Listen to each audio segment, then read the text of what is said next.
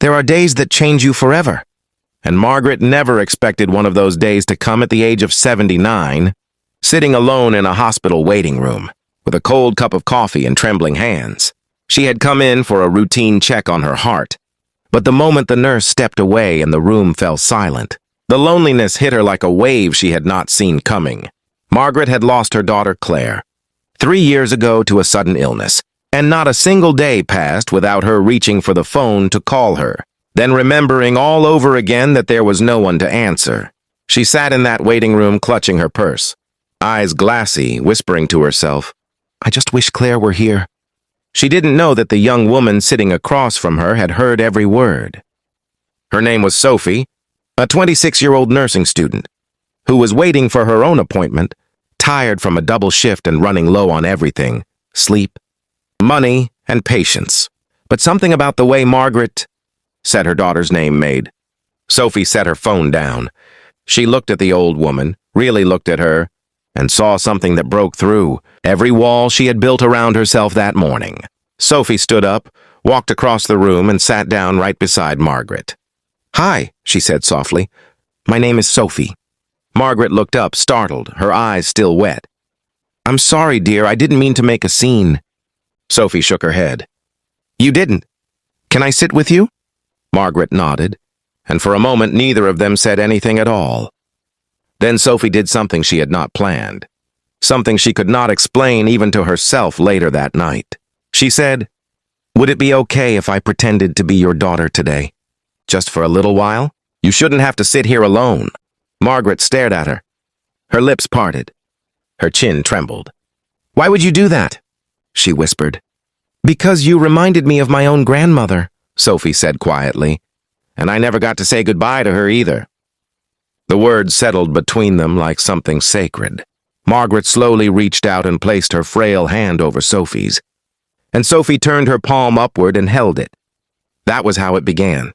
For the next 4 hours, as Margaret went through her tests and consultations and long stretches of waiting, Sophie never left her side. She fetched her water. She helped her fill out her forms.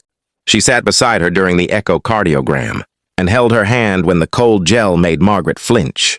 She listened to stories about Claire, how she used to burn toast every Sunday morning and still insist she was a great cook, how she would call her mother every single evening at 7 o'clock without fail, how she smelled like lavender and laughed too loud in movie theaters.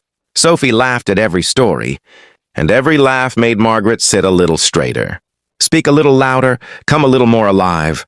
When the doctor finally came to discuss Margaret's results, Sophie was right there beside her, asking questions the old woman had forgotten to ask, writing down the medication names in her own notebook so Margaret wouldn't have to struggle to remember. The doctor, a kind man in his 50s, paused and looked at Sophie. "Your daughter is very thorough," he said to Margaret with a warm smile. Margaret looked at Sophie and her eyes filled with tears that did not fall.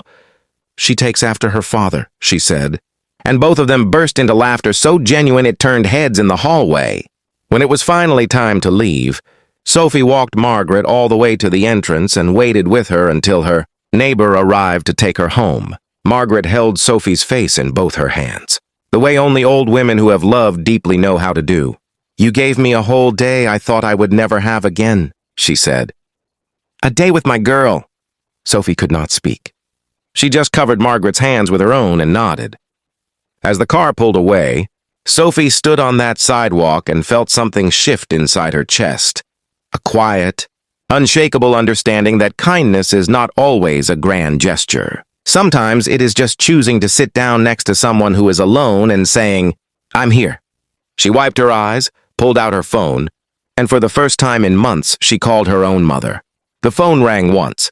"Sophie?" Her mother answered, surprised. "Hi, Mom," Sophie said. "I just wanted to hear your voice. If this story touched your heart, please don't forget to like, share, and subscribe to Kindness Corner Stories, where every story reminds us that a small act of kindness can change someone's entire world."